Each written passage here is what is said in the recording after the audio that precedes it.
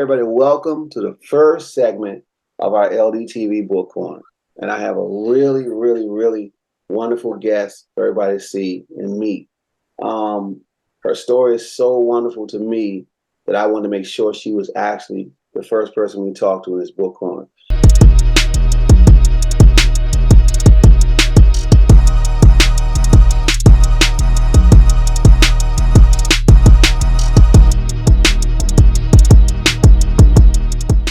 So I want to welcome everybody to meet author Mrs. Paula Wilson. Thank you, Calvin. How are you doing today? I'm doing good. I'm doing good. And Thank you for having me. I'm trying to figure where to start with this because it's a story very close to me because, of course, you being from Sea Pleasant, Maryland, and really from Sea Pleasant. I want to save that, though, till later in this talk. But your story, I really recommend this book to anybody seeing this because this isn't just a selfish recommendation. This is really a good story, people. It's an American story, and it's one that really touched your heart. The information she has in this book is a teaching tool. If you read this book, there's so much real facts and history in it. Her life, along with her parents' life, and her I won't go to the Philippines yet. I want you to go. So let me slow down. See, it means so much to me. I'm ready to go ahead and tell a story. Let me start. Okay, now. Take us from the beginning of your book, Finding Out, right?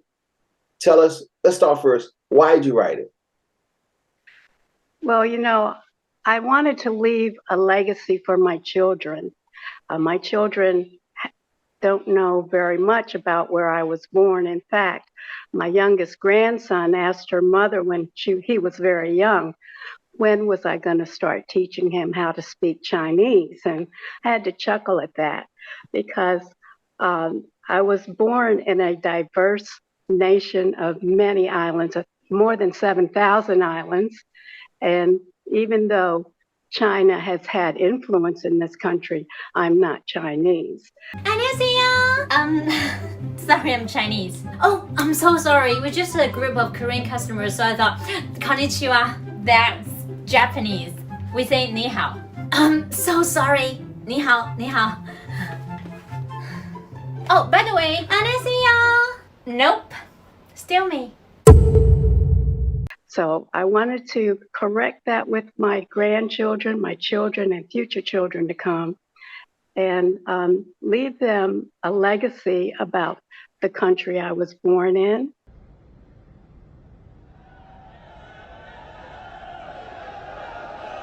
Province, Philippines, the 8th Division, 10-time world champion, Manny Pacman Pacquiao. Nonito Donaire, the Filipino Flash. For the best part of 14 years, this Las Vegas-based assassin has been laying waste to opponents. All knees shall bow when I get the gorilla in Manila.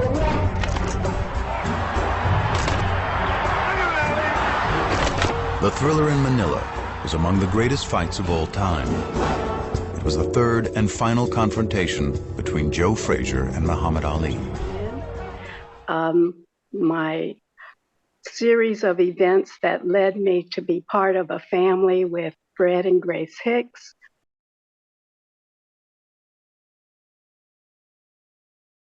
My mother was a descendant of Seminole Indians, Seminole freedmen Indians. The Black Seminole Indians were considered freedmen Indians.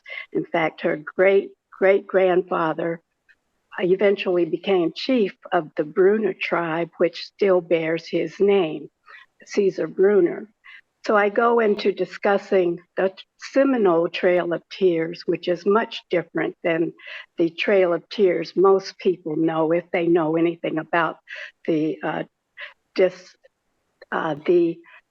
displacement of all the East Coast Indians from New York all the way down to Florida, and then almost toward the Mississippi River.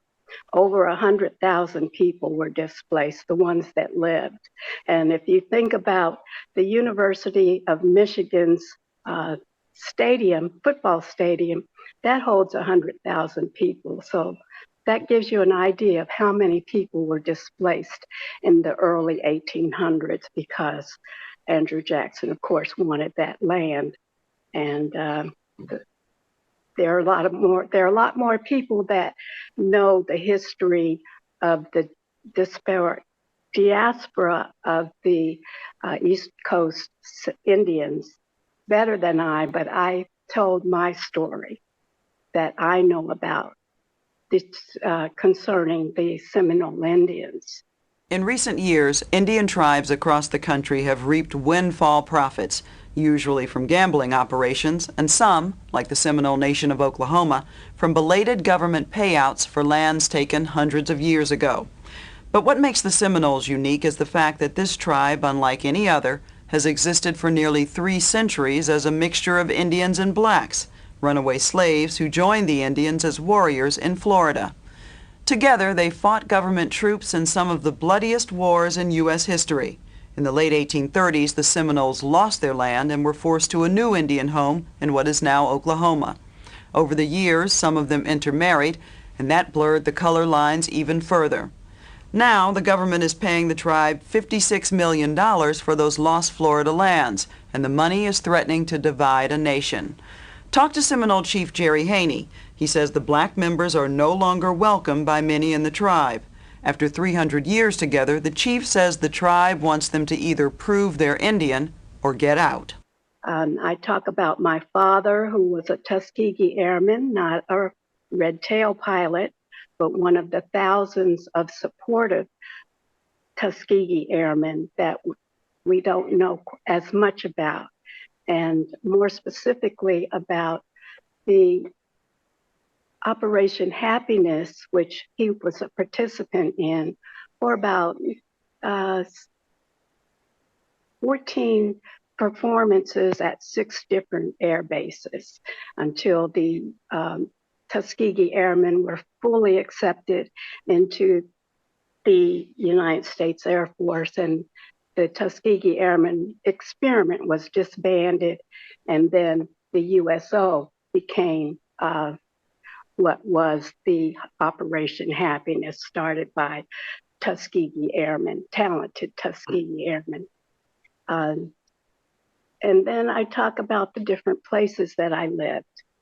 I wanted to leave all this as a legacy for my children because I go back almost 5 generations of history and about my family and events that happened. And I just wanted to try to tie all that in. And I feel that I created something that is worth saving for them and worth readers a chance to know things that are not taught in history books. You did. And my thing is, you know what? The bloodlines involved are, for people who understand, are so valuable because, again, we're talking about what? The Philippines.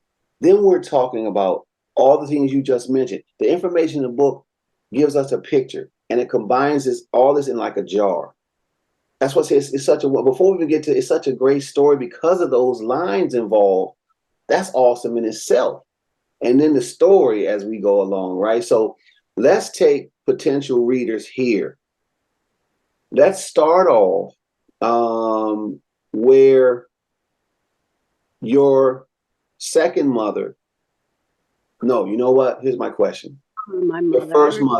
Your first mother though, because Okay. the people that may see your name on Facebook, I now understand, you see, because LaTorre Wilson, that name itself is so awesome for me now because I'm understanding, see, because LaTorre, give us that and then give us the last name so we can respect those people. LaTorre was my birth mother's last name. And so when I go on Facebook, because of my particular job, I can't really reveal who my true identity. So I used a pseudonym, and I decided to use my first name and my last name. Latore was my first last name, and now Wilson. So nice. That's so nice. When you read my book, I first start off with a description of the Philippines. Yes. And then I stop just before World War II. And World War II was very devastating to the Philippines. It completely decimated the city of Manila, which was considered the Pearl of the Orient, because the Spanish in 500 years had developed it into a global network, a trading network with China, Africa, South America, and Europe. When after World War II, it was completely bombed out. Most of the universities, hospitals, museums, post offices, train stations, all of the buildings that were erected to simulate the Age of Enlightenment, which is in the early 1500s, they were destroyed.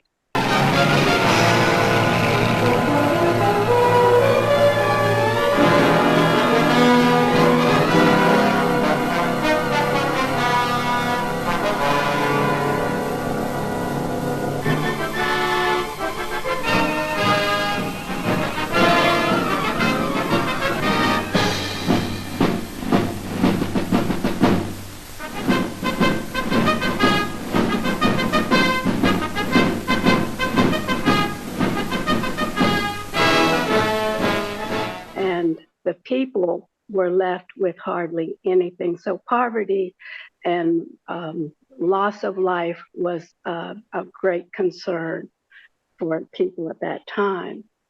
And my mother, the story of my birth mother has a lot of questions. She supposedly was a widow when she gave me up for adoption. And in some places I read where she was a widow twice. And then my mother, I call my parents, Fred and Grace Hicks, my parents, my mother and father. My mother told me that she actually met my father. And then in the court hearings of my adoption, in the transcripts of the adoption, you read where my mother says my father was an Air Force Master Sergeant and his identity could not be revealed. So I don't know what the real truth is.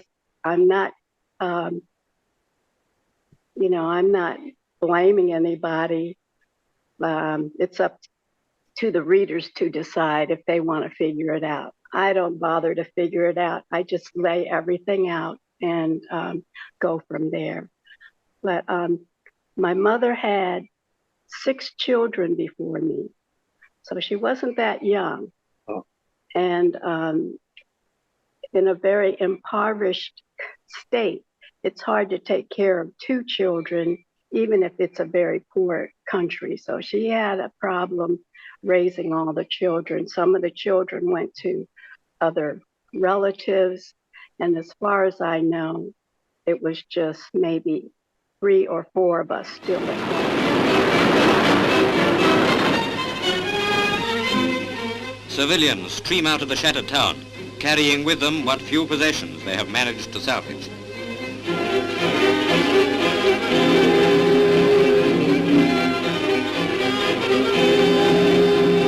Hungry native children are silent witnesses to the criminal rule of Japan. Elsewhere, one more sickening Japanese atrocity is discovered. Innocent men, women, and children butchered. But Manila is free again. General MacArthur enters the capital and formally turns the civil government over to President Osmeña. A hard trail lies ahead, a trail like the one left behind. The Aleutians, Guadalcanal, Tarawa. I guess things happened and I end up being left on the church steps Catholic church steps in Manila at a little over 1.5 years old. Wow. Mm. I appreciate that context on that. So do you have any, probably hard that young, so there's no real recollection of that, of meeting your second mother during that process? They were just adults and you were just, do you have any recollections of that being at the Catholic place? Well, I envisioned myself being on the ground and just kind of playing with the dirt around. It was hard-packed ground. And I envisioned what my mother would tell people or her friends that would come over, and she would explain the condition that she saw me in when she decided that I was the child she wanted to adopt. My mother was getting close to her 40s, and unable to have children, so they wanted to have a family. My mother and father wanted to have a family. So the idea of adoption did not come into play in my father's early military career because they transferred to many different bases in the States. And to go through an adoption process at that time was just seemingly impossible. So when they came to the Philippines, the housemaid learned about my mother's desire and decided to arrange a meeting at one of the orphanages in Manila. So they traveled from Clark Air Base to Manila, which was about a 2-hour drive on a very uncomfortable ride called the Philippine Rabbit. I don't know if you read some of those stories, but she took the trip on the Rabbit several times to the Philippine orphanage in Manila that was run by a Catholic family. I don't want to get too far ahead, but that's how she came to Manila and visited the orphanage where I was left. And I don't have memory of it, but I remember my mother telling other people about the conditions. Yeah. She would talk about the children there, how well-mannered they were, and how excited they were every time she would come to visit.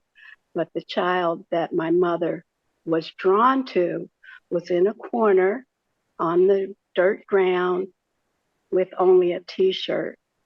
They said the child needed a T-shirt because that keeps you from having tuberculosis. So I wore only a T-shirt, and I only had the ground that I was sitting on as where I had to remain because of conditions that they didn't want me intermingling with the other children. So I was isolated, but my mother spotted me and came towards me. And she lifted my face because she wanted to try to wipe my face. She'd seen it hadn't been cleaned in a while. And the nun tried to swift her away back to the children who were singing songs to her and just wanting to make friends. But my mother was just devastated at the lack of care that I was getting.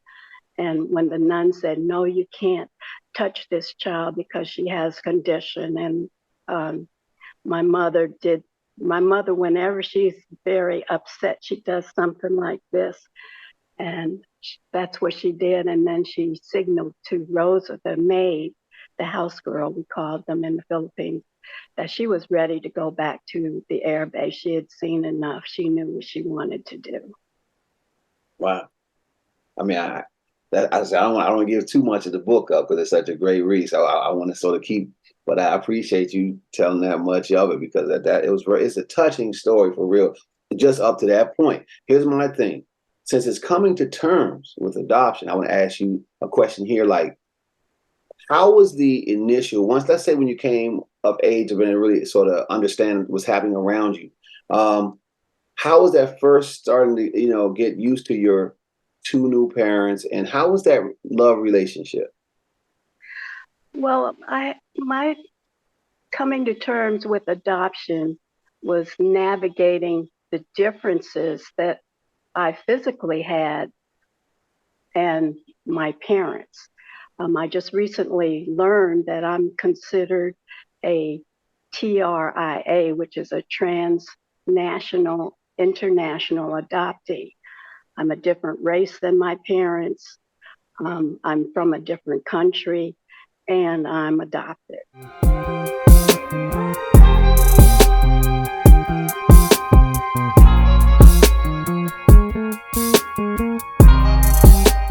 So my life had to navigate these things that on the surface made it look like I shouldn't belong wherever it was I was at the time. It made me try to make up stories why I looked this way and try to explain to people my mother is Seminole Indian and my father is Creek and Black, and I turned out like this. But it was to try to, I guess, survive all these kinds of bombarding questions about why am I existing, or why am I in Cheyenne, Wyoming, where there are hardly any Blacks and there are no Asians except for the internment of the World War II period. But I was a far distance from that. But I've always been different. I look different. When I was in Wyoming, I was the only person of color. They didn't know how to refer to me. Do you want me to tell you that I was called the N-word when I was a child? I think all those things are necessary to really paint the color that we need for the time. When I was in the first grade, which was in Cheyenne, Wyoming, I was isolated from playing with the children. I had to take recess at a parking lot that was filled with gravel, while the other children played on the playground and played group and team games. None of the children wanted to be involved with me, so they had the teacher separate me from them. I was told it was for my own protection. And then one time I was in the girls' room and my legs, we wore dresses then. So my little brown legs were showing, and the little girl was impatient and she wanted to use the facility. And she called me the N-word. I didn't know what was going on. I just knew she was upset. So I went back to the classroom, and before I knew it, I had to come into the hallway to see a little girl crying and her teacher. And my teacher said, this little girl wants to apologize to me. And so I didn't know what was going on. She apologized to me. She said, I'm sorry I called you a nigger. It didn't faze me because I'd never heard the word before. So the little girl felt better. She stopped crying. But I had to go to the principal's office. I didn't know what was going on. I didn't tell my mother what happened that day. I just kind of remembered. There were some other incidents at that elementary school that happened that were racially isolated, but I didn't realize that that's what it was. I'm glad that I only attended that school in Wyoming 1 year, because if I had grown up there, I would really be a basket case, having to live with so much hatred and discrimination. And that's why I was saying that it's an American story completely, because it encompasses all the elements of the good and the bad of, being Black and brown in the country.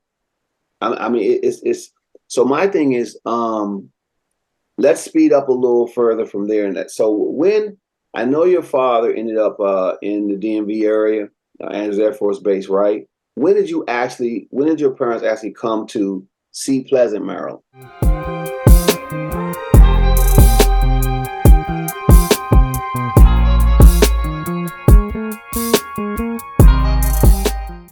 because I think it's more common. Yeah. They came to Seat Pleasant, I believe it was 64, about 1962 or 64, somewhere in that time frame. I have to look at the book myself. I'm terrible about remembering those kinds of details. But I was in the 6th grade. We originally had to stay at a motel in Waldorf, Maryland, because black enlistees were not allowed to stay in certain parts of Maryland. Jim Crow was very prominent then.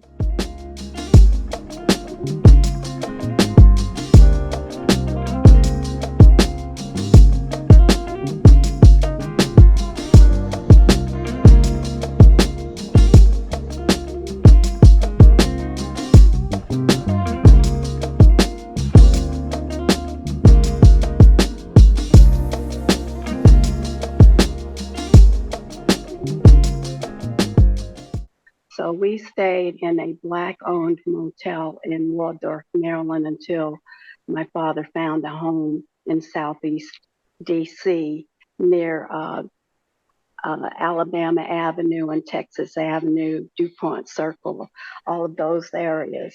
I went to the fifth grade at Davis Elementary School. So I had another lesson to learn about being different. For the first time, I lived someplace where everyone was Black. And I was thinking, good, I'm in a majority.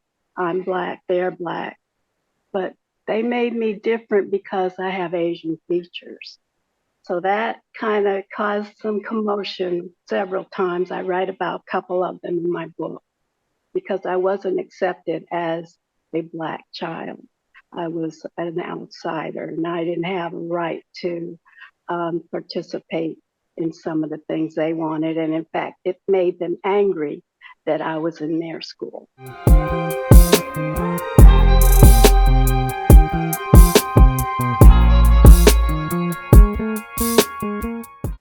So I experienced discrimination from what I thought would be a welcoming group. From Davis Elementary School, my father and mother purchased a home in Seat Pleasant, Maryland, just outside the DC Southeast border. And we were one of the first residents in Highland Gardens, which was just past Booker T. Holmes, which was already there, an established Black community. And it was a very welcoming community. We were all new. We were all basically family, because we all knew each other. We helped each other. The children were more receptive to me than Davis Elementary School.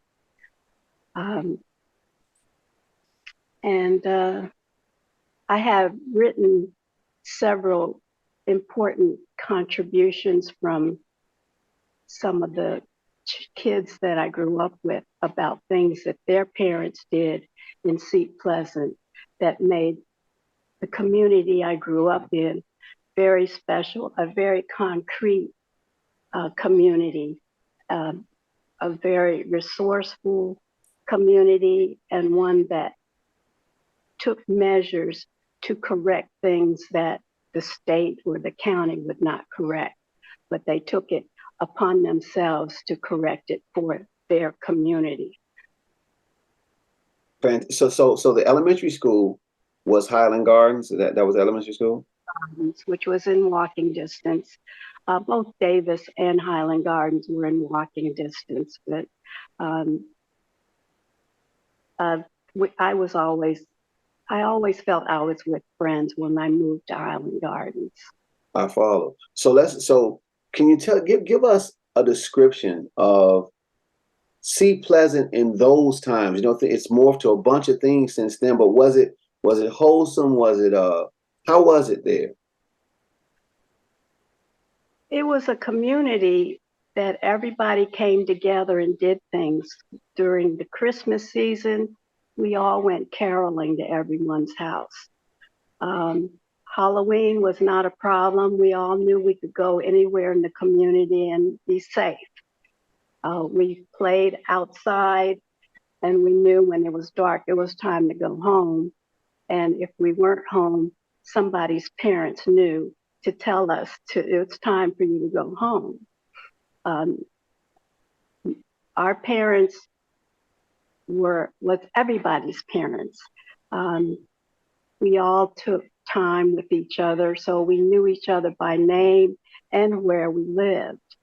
I was fortunate enough to have Girl Scout experience, and that was formed by Mrs. Draper and her husband. The boys had Boy Scout experience and team sports, baseball, and they probably played football, but I definitely remember baseball teams in Highland Gardens. We would have what we call block parties, where we just sectioned off a part of the community and everybody came out and we just had a good time dancing to oldies but goodies. They weren't oldies and goodies at that time, but we all danced, parents, all age kids, and kids from neighboring communities. They would come and join us with the fun and the food and whatever other activities occurred during block parties. And we had a lot of block parties. We had block parties, we had crab feasts where somebody would just open up their yard to anybody who wanted to come by, and you helped yourself to some crabs. It wasn't a thing that everybody did separate things. We did group things. We went to the beach together. We did bowling activities together. Let me ask you a question. That beach, was that Jones Beach or was that Sandy Point? That was Sandy Point.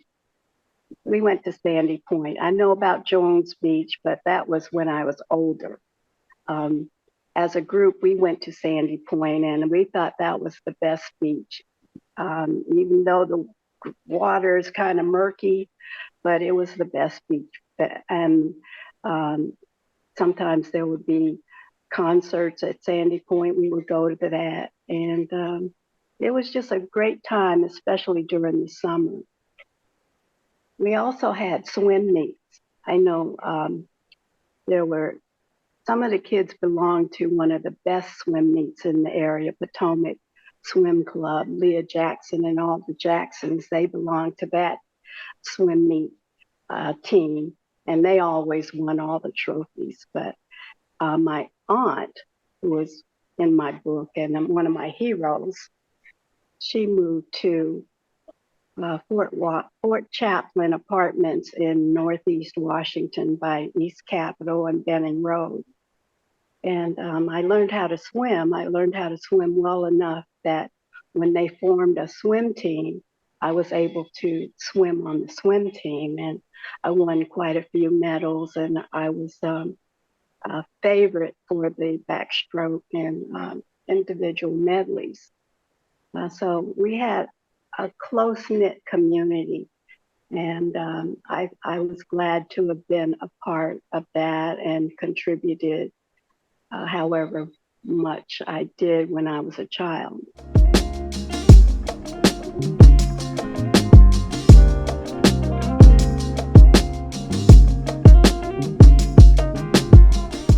With those events and activities. See, I don't want to go too far ahead. Go ahead. Okay.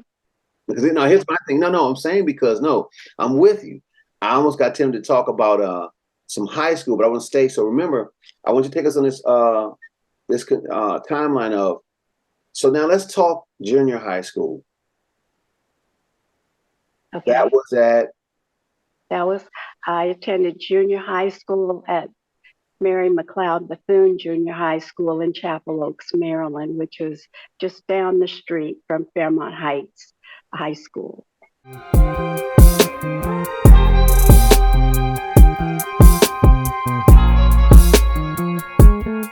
You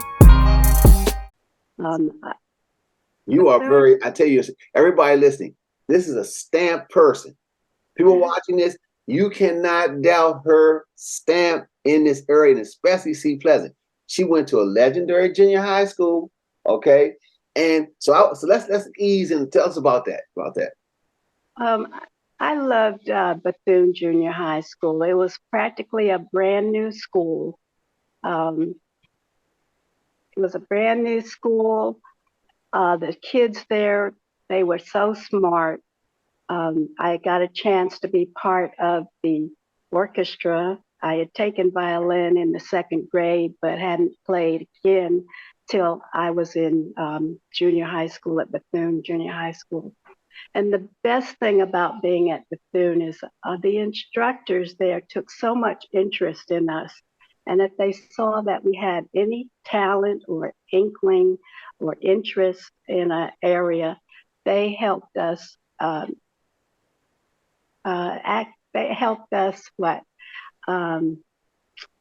develop it.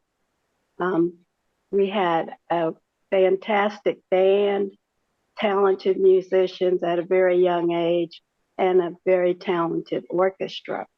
The county had a music festival, a spring music festival, where all the musicians would go and compete with each other, all of the schools in Prince George's County.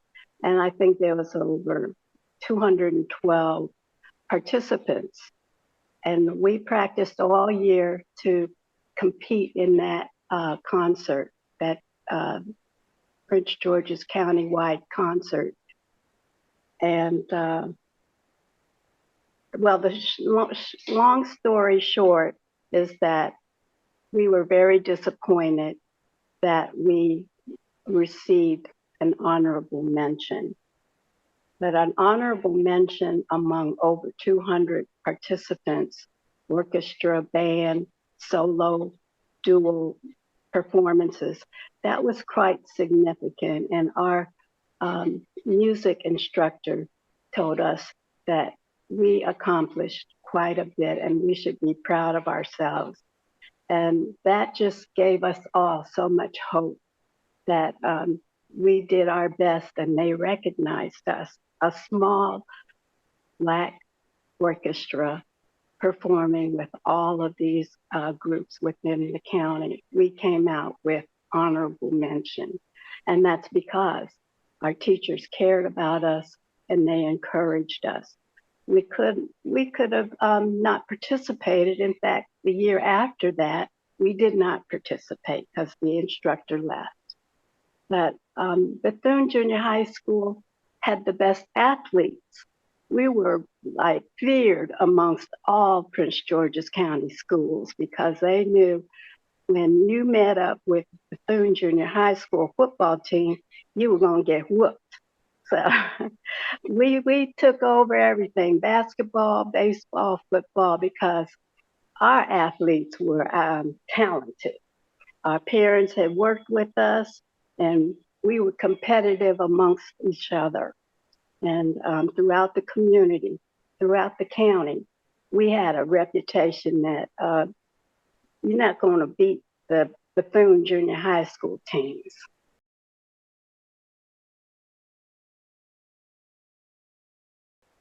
Then came desegregation of schools. Desegregation of schools broke up that unity, that strength that we had. So we got shipped out to other schools, Maryland Park, Central, Duval, Bladensburg. And you gradually saw the Black talent going to these other schools. So they divided us, but the Black students still stayed strong. And we showed out wherever we went because we were just taught to be strong and that we were winners. You know, that's so big. I said it was an American story, and it is. The thing with this is that's something that to this day, a lot of us feel like was the beginning of the end of a lot of things. And what I want to ask you about is be our eyes for us, please, because we are curious about according to what I'm understanding, the continuum was Bethune Junior High and Fairmont Heights to continue that legacy of Black excellence in every area. But you didn't get there to Fairmont Heights. What were you, because you were across the street, so did you see things with the legendary school at all, or? Well, I don't go any further in my book than junior high school, because my greatest mentor, my grandmother, passed away when I was in junior high school at Maryland Park. And I didn't care very much for Maryland Park because I just felt like I went backwards in a very hostile and prejudiced environment. And having been in a hostile and prejudiced environment before, I knew what was going on. I knew when people didn't like you, what they would do and say.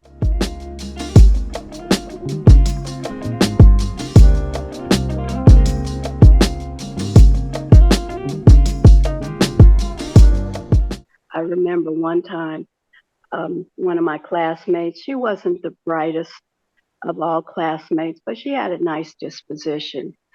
And in homeroom, she needed help with something, and the teacher was getting impatient with her. If this is Maryland Park, the instructor called her a Schwartz Dummkopf. Well, my grandmother and my aunt were in Germany, and they taught me a few things about the German language.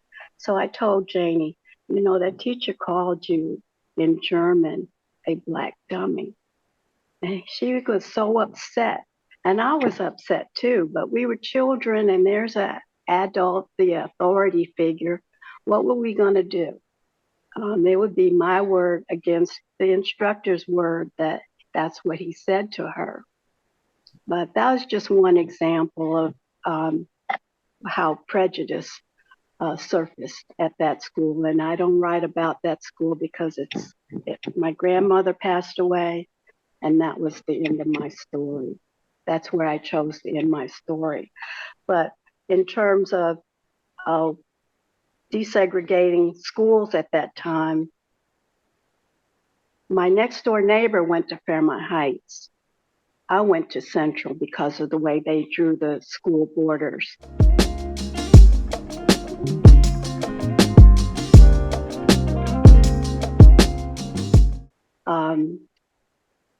My neighbor around the corner went to Fairmont Heights, and some of my neighbors that lived closer toward Booker T. Holmes went to Central. It was just a zigzag just to break us up. It didn't have any kind of logic. The lines that they drew to decide which students would go where was very discriminating, I think, because there was no reason to have me go to one school and my next door neighbor go to another.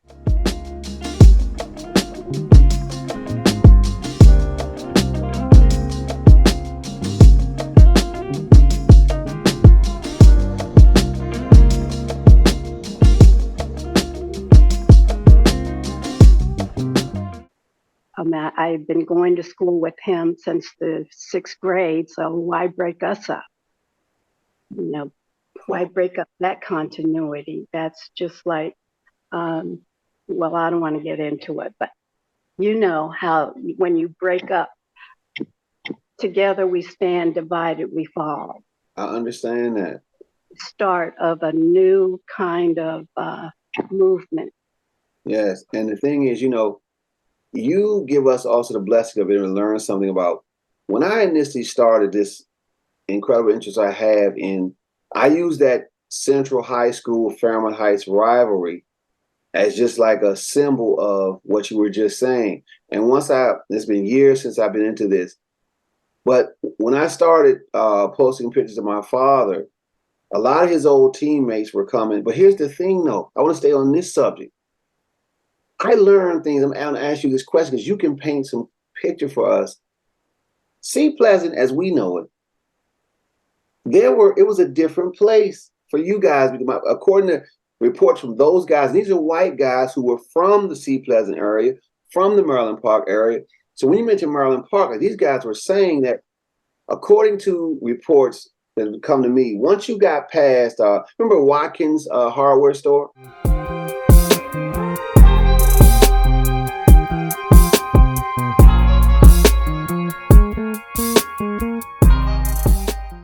Mm-hmm. There, yeah. I was told by white guys that once you got past Watkins, you know, that was almost a don't come to thing for Black people. I've heard stories about how if you're going to go up to, I don't know if the Safeway was the, I don't know, stores. I want to ask you that too. You need to paint a picture for us of George Palmer Highway too, because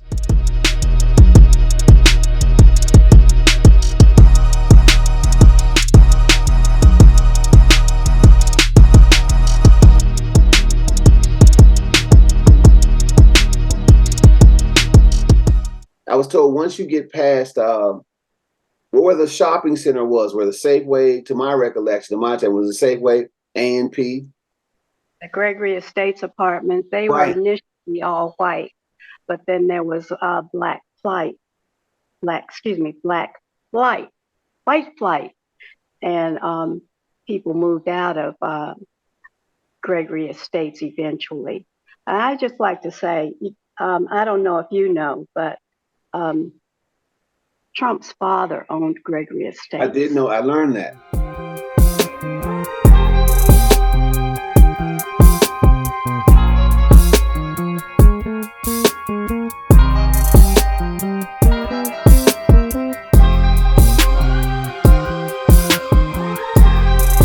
Yes. Yeah. And Trump decided he wanted his son to manage those apartments. So he had an apartment at Gregory Estates. Wait a minute. Wait a minute. You're saying Donald Trump lived in Gregory Estate? Yes.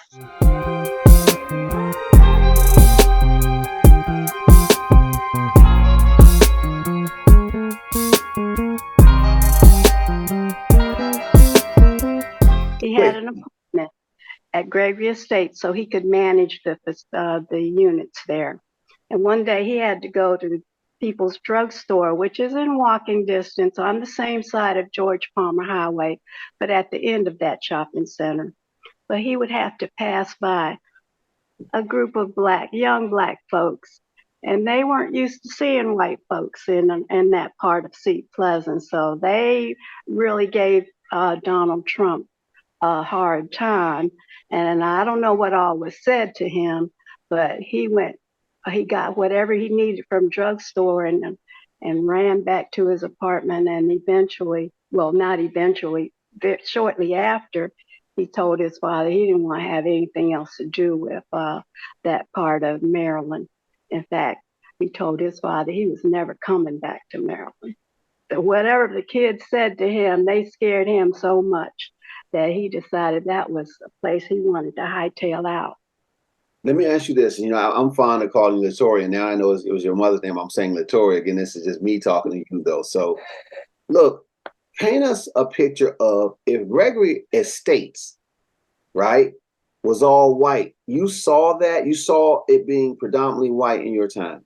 Yes. What was it? Because by the time I came along, which wasn't that far after that, it was one of the known ghettos in the area. You see, by the what we'll say by 79, I was 10. So by 12, it was, you know. It was gone. Gregory Estates was all white when we first moved to Seat Pleasant. And then eventually they started allowing black tenants, but the apartments were maintained fairly well, at least until I moved out of Seat Pleasant, which was my first year of college. So during the time I lived in Seat Pleasant, Gregory Estates was still maintained fairly well, but I think Donald Trump had given up that property before I left Seat Pleasant. Another part of Seat Pleasant that was very white was the homes from F Street to Addison Road and then on to Central Avenue. That was a predominantly white neighborhood also, but in the 60s and late 50s and 60s, blacks started moving into that section of Sea Pleasant. And then again, white flight took over, and then the community eventually became completely black residents. I sure don't like it, that's for sure. I see. Do you feel this will have any effect on your life directly? I imagine it will. Thank you very much. I'm afraid we might have niggers to live next door to us. I didn't really venture out much growing up or up into the 8th grade, like into Montgomery County, which was all white. It was like a different world when we would actually take a group of Girl Scouts to Montgomery County for roller skating, or in Montgomery County versus roller skating in the Armory, the Coliseum in DC, where they were all black skaters getting ready to run you over because they knew their stuff. But Montgomery County was all white, and I think Seat Pleasant was pretty close to racially, or I would say it was pretty close to being like Montgomery County demographically, but economically, of course, there was a divide there. So when I was growing up, there were lots of divides: economic divides, racial divides, educational divides. In Seat Pleasant, we were starting to see more blacks with higher education, full-time, permanent jobs in the military, in high-ranking positions in the government, teachers, college professors. We actually had a doctor and a dentist in our neighborhood that we could go to and just ask questions if we wanted. And it wasn't a professional patient relationship. It was a community type relationship. They knew our name, they knew where we lived. We just had an open kind of relationship. So we knew about lawyers, we knew about eventually architects, where the Mitchell family's oldest son became an architect. We knew about dentists and doctors because they lived in our neighborhoods. It was a very gainful population of black people, and most of the cases, it was a 2-parent family home. Now, I'm going to briefly touch on something, and then we'll get back to our course. That is, now during your era, heroin was thick. So I'm saying I want this to be a whole complete interview of your experiences, right? Did you see any of that in your neighborhood when you were coming along? What did you call it? Heroin. Across the street, we observed the activity here. Whose stuff is it? Is it any good? Damn good. Yeah? Very good. It's the best thing out here. You know how things are out here. But it's the best. Everything. You got one with you? Yeah, I got one on. Get your money ready, okay? 25, right? Right. Heroin. If I saw it, I didn't know what it was. Some of the guys might have been more exposed to it because I think young black men were more targeted. Mm-hmm. And it's very sad because the repercussions of targeting young black men is that they targeted our best and finest athletes and some of the smartest classmates that I had. I was very sad, and one day after I had been married and had children and seen some of my classmates with all their teeth rotten out in the front, and they would be trying to hide their face. I didn't know what it was until later that drugs have just ruined their lives and their health. A lot of violence occurred. People were starting to pack. In fact, one of my classmates in Central brought a gun to school and put it on the cafeteria table and said, "Hey, Paula, look at this. Well, you want to hold it?"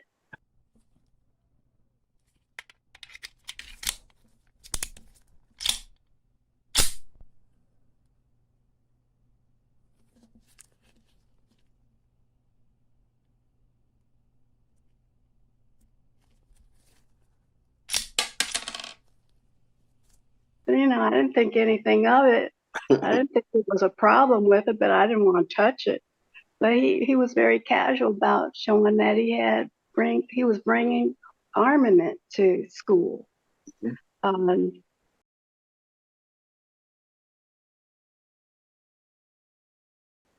of course, gangs were starting because Seat Pleasant, I guess, was growing a reputation amongst other communities and in Maryland, and of course in neighboring DC communities.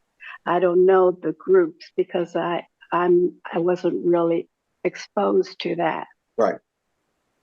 Some of the guys might know more about it because they had to confront it if they wanted to go to another community and visit some girls that went to another school. I didn't have that kind of experience, but I heard about it. Okay. I know when at Central, one time, well, it doesn't have to do with heroin, but it does have to do with rivalry and racial rivalry. We were at Laurel High School, and of course we beat them. Central beat them, but Laurel students wanted to tip our bus over. I mean, they started pushing the bus, and one of the kids tried to grab my letter sweater and pull it off of me, and it was just a ruckus after we beat Laurel High School. And I still go to Laurel thinking about how those prejudice events that occurred growing up in Laurel. In fact, Laurel was like the head of the Ku Klux Klan in Maryland was in Laurel, but has since moved further out. Right. So it wasn't a very welcoming part of the state to go to Laurel. That's why it was so special to talk to you, because a lot, like my children are going to see this, and they're going to get a context of what they see. They see Laurel now is absolutely just, Black and has a whole different vibe, but they don't know the history of it. And the other thing is, now we're getting in high school. Now I have the Central Falcon yearbook right here, and I know things had to change for you, because in high school you were a looker. Okay, so all that, whatever they had problems with you young in elementary, I know that changed in high school. Plus you were a cheerleader and all those things. So tell us about that, becoming a cheerleader, everything. Well, my parents were very protective, and they didn't allow me to have any extracurricular activities until my senior year. And my senior year, I did almost everything I could think of. French club, cheerleaders, modern dance. We even formed our own separate dance group, and we would go into DC schools and perform. That was not sanctioned by the school, but we got permission to go to different schools on these good fellowship terms, or just to let kids know that modern dance was a form of art that could be appreciated. But might have been a little late to develop that kind of appreciation to students at Shaw Junior High and That's a legendary junior high school. Shaw is legendary.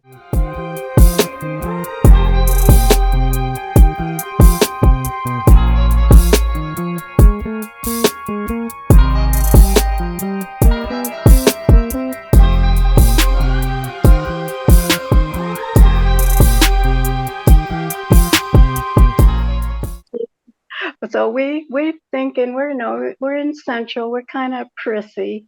We go to Central. About 5 of us girls from Central go to Shaw Junior High School because her father was a principal there, and he asked us to come and perform.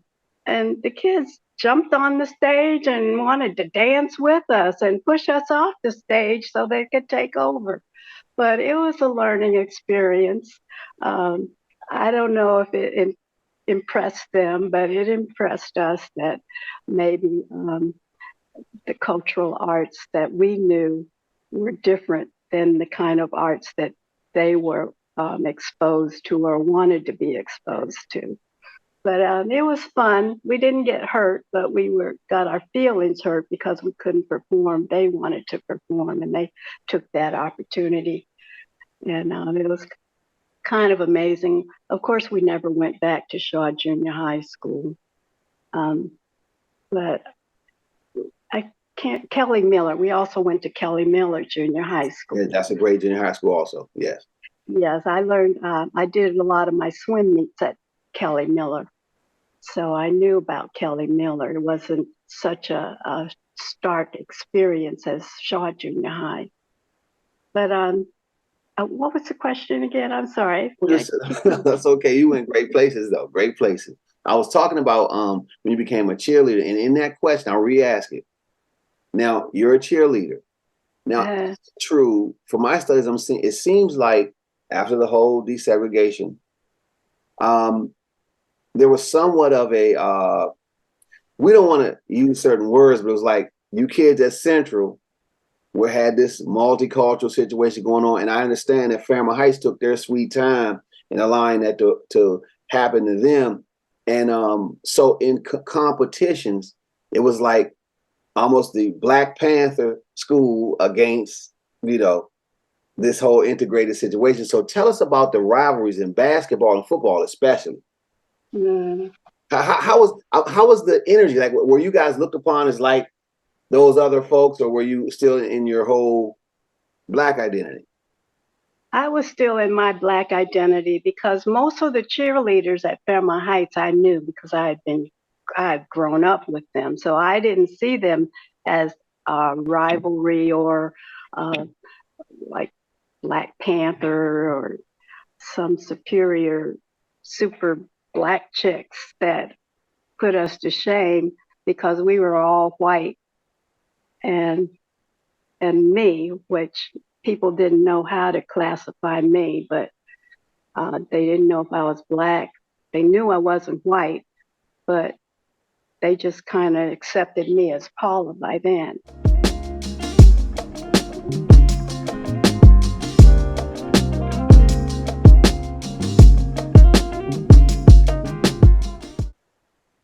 But I didn't feel that tension that maybe some of the white cheerleaders. In fact, Central had all white cheerleaders until, let's see, I think Theodora Farley was a cheerleader.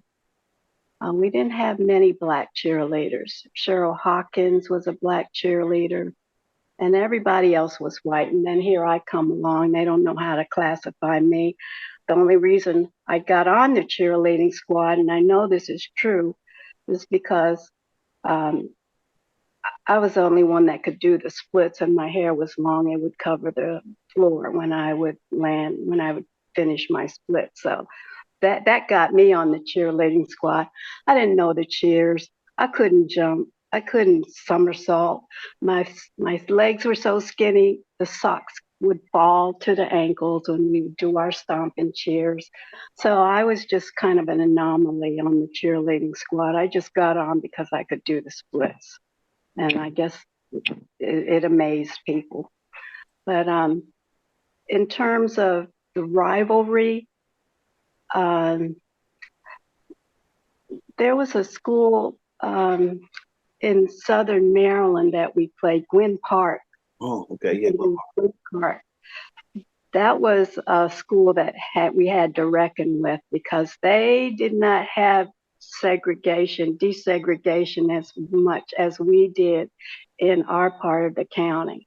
So they were pretty much an all-black school, and we knew we might get our tails whipped and they'd come play us because they were good in basketball.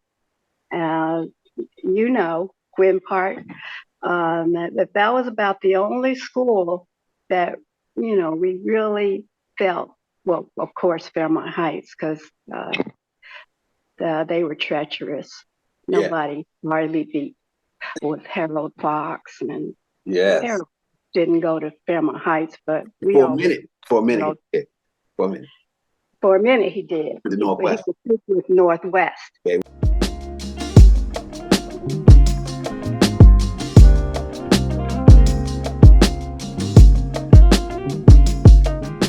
Northwest. He and Anthony Floyd, they played for Northwestern, but they would have played for Fairmont Heights, but they switched stuff up. And then I think Anthony Floyd's parents sent him to Northwestern so that he could be out of the drug scene. So that was a savings for him. To continue that athletic path. You got to develop that for us, because that's something that for all the young kids want them to know, A, the drug scene has been here. That's A. B, it's a place you don't want to be. And C, even though we're describing these times and you guys had it hard on us, to me, because you had the real, maybe racism was applied differently, but it was blunt force trauma then. Whereas when I came along, it was already a subliminal playbook with the narcotics and other things. But I'm saying, tell us about that, though, because that drug scene, from what you heard, or what was happening? I really wasn't introduced to the drug scene until I went to college. And then that's when I got exposed to different kinds of drugs. But in Seat Pleasant, while I was growing up, like I said, because I was a girl and our peer pressure was different than what guys went through. Girls, their peer pressure was, are you styling and profiling? And if you're not, then you're just not accepted. You're just not with you're not looking good like they're looking good, but you're holding your own. I don't remember drugs being prevalent in high school amongst the girls. Okay. With guys, there was some evidence that I should mention, but and I don't know, I don't have facts that they were involved with drugs, but the Clark brothers, they were pretty notorious for going to different communities and, letting their presence be known however they did it. Yeah, don't worry about the name. You haven't mentioned the names, but like, what were the substances? I don't really know. I guess it's marijuana. Mm-hmm. I'm pretty naive about that.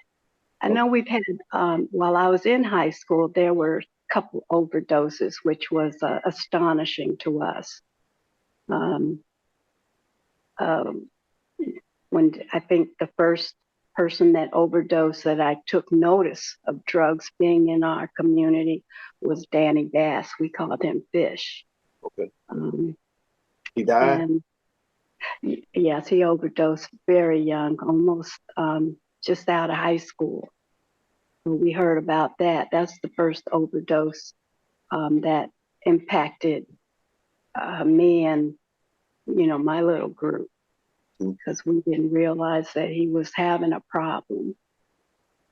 And then you start hearing about more people overdosing, not necessarily in our community, but the term overdosing was almost becoming a household word. I'd never seen anybody overdose, but I heard of people that have overdosed. Yeah. As I got older. I guess the drug scene, I'm not an expert to ask about. Okay. I just was not exposed to that element. You're giving us some good information. The thing I want to ask you about is, they're recently talking about closing a landmark. Was the Ebony Inn there when you were younger, in high school? Yeah. Yes, the Ebony Inn was there. Certain places I couldn't go because like I mentioned, my parents were very protective. So Yes. I wasn't allowed to go to certain places. I went to the Ebony Inn only to get, well, that was Melvin's Crab House. That's not the Ebony Inn. And you know what? You got to tell us about that too. So tell us about both places, any experiences, Melvin's Crab House and Ebony Inn. Okay, Ebony Inn, I knew that was where everybody, they had a good time. That's all I know.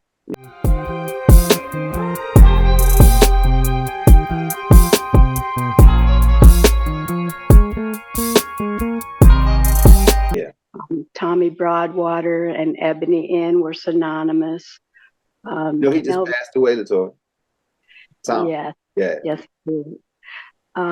But when I would go to Ebony Inn, I was always, treated cordially. I wasn't exposed to anything. All right. But you heard the stories, though, I'm sure. I heard some stories. I don't really remember the Ebony Inn being a hot spot, but I knew that there weren't many places we could go to for club activity. Yeah. Ebony Inn was one of them. When I got older, of course, Classics was the place we went to. But I don't know about the drug activity. Right. But I got you. And Melvin, okay. Melvin's Crab House. Everybody went to Melvin's Crab House to get crabs. I mean, they were good. They were big, hot, and they were cooked right. You just got mad if you went there and they were all sold out. Which was a lot of time. That's when I was grown. I really didn't go to Melvin's Crab House that much because I was already grown and married. So I wasn't coming to many parts of Seat Pleasant after that.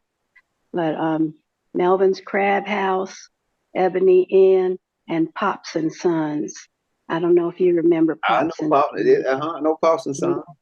We, whenever you wanted something that tastes good, you went to Pops and Son collard greens. Yes. What else did he have? Ribs. Did he have chitlins? I'm not sure. Probably so, though, knowing that particular time. Yeah, but any soul food you wanted, Pops and Sons, that was the place to go and see Pleasant. And then, of course, the Jumbo. And then there's a little raggedy, I'm sorry to call it raggedy, but all it had was the bars and an opening so that you could order your Chinese food. And I don't remember the name of that little Chinese place that was right across the street. And I guess it was where right behind it was the bus depot. Is that the place you're talking about? I was getting ready to say the bus depot. I don't remember the name, though. I remember that place. So where was our coming to grips with adoption in the teens? So we're in teens. We're not in college yet. When we had a Girl Scout troop, and one of our activities was to make stuffed animals to give to orphans at St. Elizabeth's.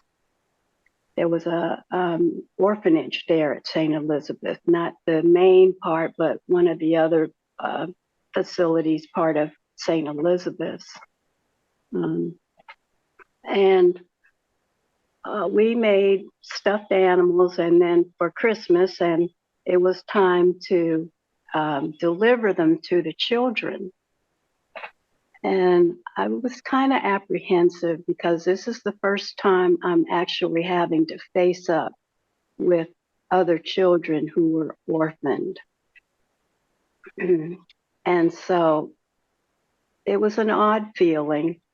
I started to wonder if everybody knew I was adopted and just didn't say anything to me, or if they didn't know I was adopted, I'm going to have to address children who are orphaned like I was orphaned, just older children.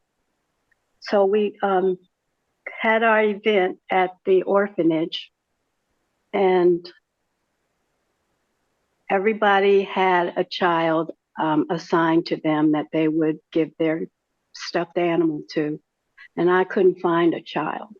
So one of the assistants at the orphanage brought a white child. She was the only white child in that orphanage. And she introduced me to her, and I gave her the little pink elephant that I made.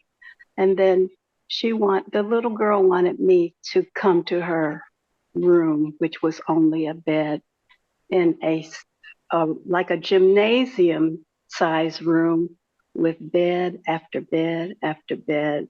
And I had no clue how anybody could find their bed, but she took me to where her bed was. It was nicely made. And we sat there for a little while, and I tried to think of things to say to her. I was still kind of in a shock that I'm in this situation, addressing an orphan, and I was an orphan at one time. And she's the only white child in the whole building, and I was the only person of color at some point in time. And this whole experience made me go back to when my mother and I had our first exchange, and I thought about how my mother felt when she saw me in this sea of children and living under a condition. It wasn't a sea of beds like what I was experiencing, but just seeing the kind of condition that orphans would have to live under, maybe for the rest of their life until they were emancipated. So that was the one time that really made me face up to being adopted, and how my life had changed, and the path that it took was so different because my parents went through all the technicalities of adopting me, and I did not have to continue a life as an orphan. That was the one time that took me full circle about accepting that I was adopted and appreciating being adopted.